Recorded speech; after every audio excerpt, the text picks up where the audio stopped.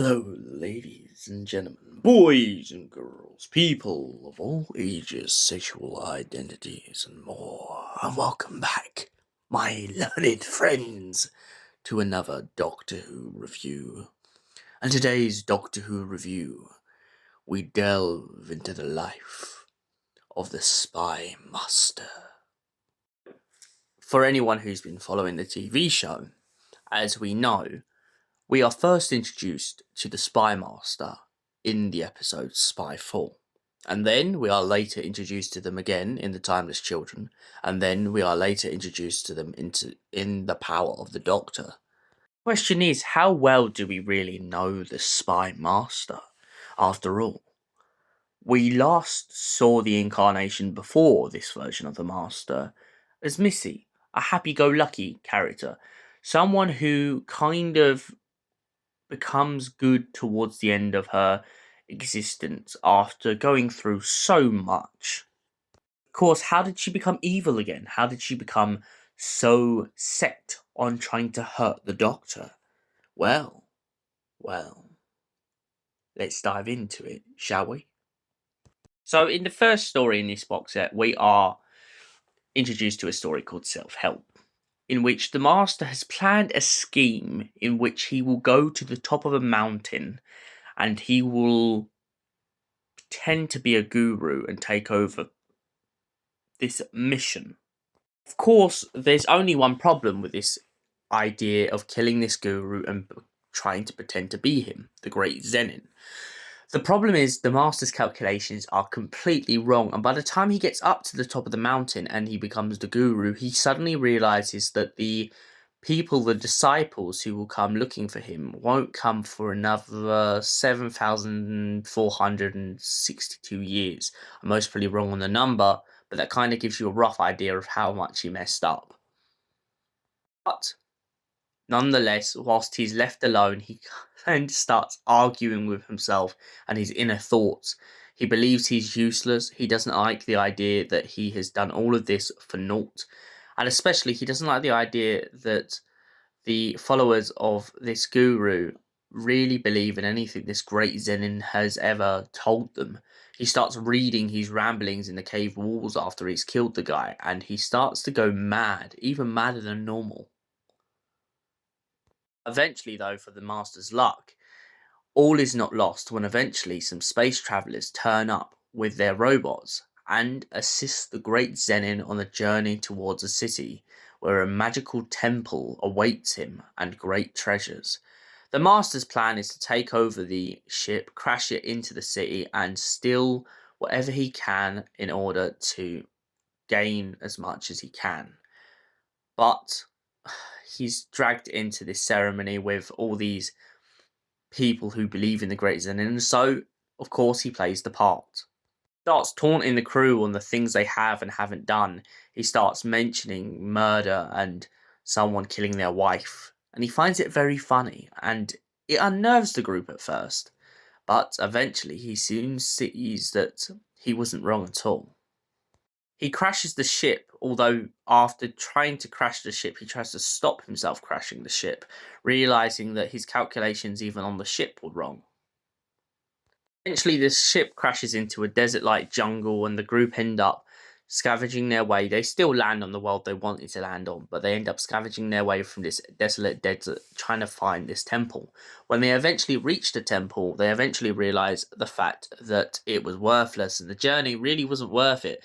But to make it even worse, the head of this new society finds out that his whole group are a bunch of psychopaths, which makes it even better for the Master, because now he has a bunch of new mates. Previous, though, in this story, when they're sitting around in a circle, the Master starts ranting to himself, going off at himself about stabbing himself in the back.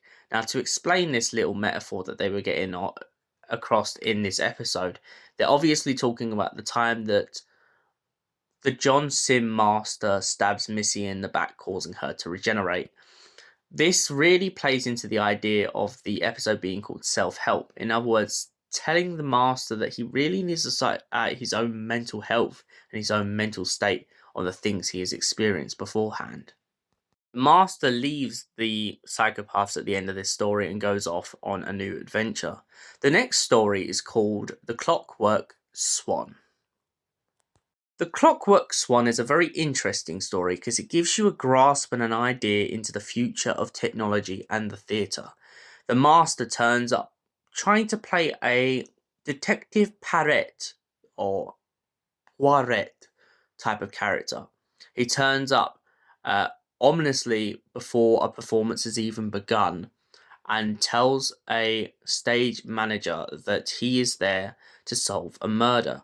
She's confused as to her knowledge no one has died, but nonetheless all of a sudden a bunch of murders start happening and she's very confused. She's trapped in the theatre with a murderer who seems to be getting the upper hand of her and the detective, only to turn out that the detective had planned it all from the very beginning and that he had his hands in the pockets of the actors who had willingly signed a contract for them to die. But little did he take into consideration whilst doing this that the actors already had a thing up their sleeve. The holograms that were controlling the theatre have basically reanimated them in order to tell the stage manager who the real murderer was the whole time. Upon discovering that the jig is up, the master tries to do his best to kind of eliminate the stage manager and get away with the killings.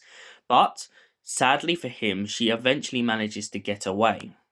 Nonetheless, the master must have the last word, so he leaves her a little hologram disc with his voice recording on it and explains to her the fact that he can't be bothered. She's kind of destroyed his plan. She has gotten away, but he really hopes he doesn't have to deal with her again.